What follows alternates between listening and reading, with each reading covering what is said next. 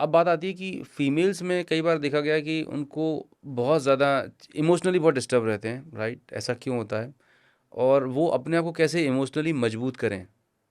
Mood swings हो रहे हैं, कभी खुशी, कभी गम, मतलब बहुत फ्रीक्वेंट होते हैं, इतने मेल में नहीं होते।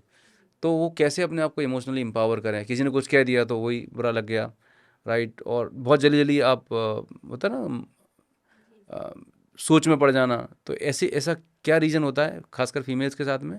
मुझे मेल्स का तो नहीं मालूम, लेकिन हाँ, फीमेल्स में ज़्यादातर देखा हुआ है और खासकर मैरिड लाइफ में तो और ज़्यादा एक्सपीरियंसेस होते हैं। तो कैसे वो बैलेंस करें अपने आप को? देखिए अनूप सर, यहाँ पे ना उससे पहले जहाँ पे बात हम एक समय यानी वुमेन्स को आज चैलेंज हो रहा है, लेकिन इसको अगर मैं कहूँ कि थोड़ा हम रूट पे जाएं, वहाँ से ठीक करने की ज़रूरत है। तो एक हमारे पूर्वज कहते हैं, बीती ताई विसार दे आगे की सुध ले। ठीक है।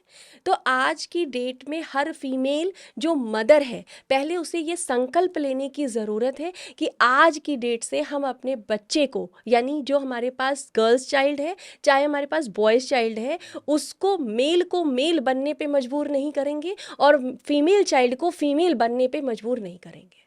पहले ये संकल्प लेने की ज़रूरत है। हम यहीं पर ही उसका रूट खराब कर दे रहे हैं। ठीक है। क्यों खराब कर रहे हैं? ये जो इमोशनल बैगेज आज आ रहा है, इसका रूट वहीं बन रहा है। कैसे?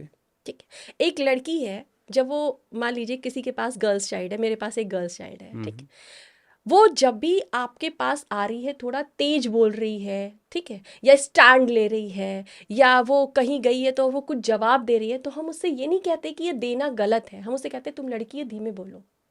आज भी होता हुँ, है। आज भी लोग कहते हैं लड़की हो, धीमे बोलो।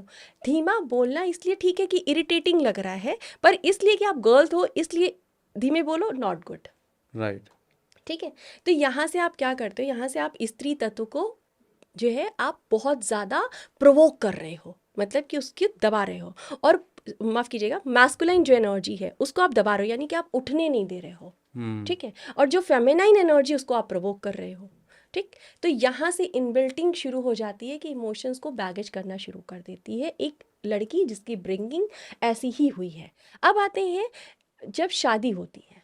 ठीक है। जब से आपने कहा कि एक मैरिड लाइफ में एक वुमेन को उस इमोशंस जो उसने बैगेज किया उसको कैसे निकालें, जब वो एक मैरिड सिचुएशन में आती है तो उसके ऊपर सबसे बड़ा जो एक हर्ट आता है वो ये आता है कि उसे मास्कुलाइन की तरह जीना सीखने देने के लिए बोला जाने लगता है। कैसे? उसको बोलते हैं कि अब मैन की तरह जियो, लेकिन इनडायरेक्टली। कैसे? ठीक। जब वो बच्ची होती है तो उसको आप कोई जिम्मेदारी देते नहीं हो। हुँ, ठीक। और जैसे ही वो मैरिज करके जाती है, आप उसको बोलते हो कि आप जिम्मेदारी उठाओ। क्या बात है! ठीक है। सही बात है। यही बोलते हैं ना, हाँ, जिम्मेदारी उठाओ। जबकि जो हमारा मास्कुलाइन एनर्जी है वो जिम्मेदारी उठाने की एनर्जी को फ्रिक्वेंट करता है। हुँ, ठीक है। तो जब उस फ्रीक्वेंसी को आपने बचपन से दबाया है, आफ्टर मैरिज आप उसको एकदम से प्रोवोक करोगे तो वो आपको गलत तरीके से फाइट करेगी, रिएक्ट करेगी। रिएक्ट करेगी। तो अंदर क्या होगा? फाइट होगी एनर्जीज की। उसकी वजह से क्या होगा? आपकी फेमिनाइन और मैस्कुलाइन एनर्जी डिस्टर्ब होगी। ओके, ठीक है।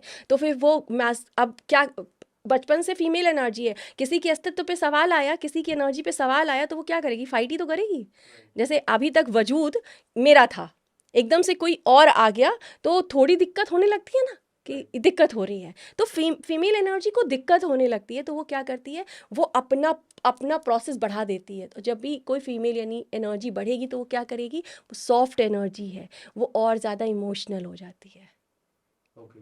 ठीक है। वो और भी ज़्यादा कहीं ना कहीं उस इमोशंस को उसको डाउन करने लगती है। जो मैस्कुलाइन पार्ट है उसे डाउन कर लेती है। आपका जो लेफ्ट पार्ट है ना, ये फेमिनाइन होता है, जो राइट पार्ट है ये मैस्कुलाइन है। इन दोनों का जो बैलेंस है वो अगर सही तरीके से नहीं है तो आप अपनी लाइफ में ना तो वैचारिक रूप से ठीक तरीके से काम कर पाएंगे, ना इमोशनली आप सही तरीके से काम कर पाएंगे, ना आप सोल वाइज अच्छे से काम कर पाएंगे।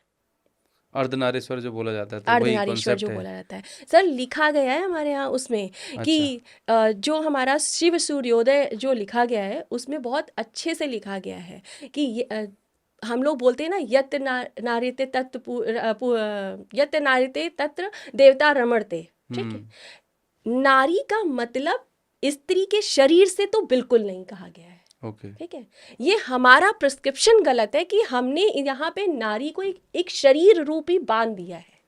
करेक्ट। ठीक है, अगर एक पुरुष है तो उसके अंदर भी एक स्त्री है। राइट, वेरी ठीक ट्रू। है, उसको हमने बचपन से मारा है। ठीक, ओके। हमने एक पुरुष के अंदर की स्त्री को बचपन से मार दिया है। तुम रो नहीं सकते। एक बच्चा अगर जाने लगता है कुछ करने, कुछ ऐसा काम जो एक स्त्री को करना है, वो क्या करते हैं, रोक देते हैं उसको, वो नहीं करना है। अरे तुम चलो, अभी मम्मी बना के दे देगी, अभी दीदी बना के दे देगी, रोक देंगे, या ये काम तुम मत करो, मैं कर लूँगी। ठीक है, तो उसको कैटेगराइज कर दिया गया है। जो आपकी फेमिनाइन एनर्जी है वाइट है, और जो मैस्कुलाइन एनर्जी है ये ब्लैक है। ओके। ठीक, आप एक मैन की मैस्कुलिन एनर्जी को प्रोवोक कर रहे हैं, नहीं, ब्लैक एनर्जी को आप प्रोवोक कर रहे हो। जब ब्लैक एनर्जी को प्रोवोक कर रहे हो तो आप एक शुद्ध स्वरूप वाले समाज को कैसे एक्सपेक्ट कर सकते हो। ठीक है, आप कह रहे हो कि नारी जहां वहां पूजी जाएगी, वहां पूजा ईश्वर रमता है, तो चाहे वो पुरुष का शरीर हो चाहे वो स्त्री का शरीर हो, दोनों ही शरीर में दोनों की ही महत्ता है। आपको स्त्री को पूजना है तो पहले अपने शरीर के अंदर पूजो।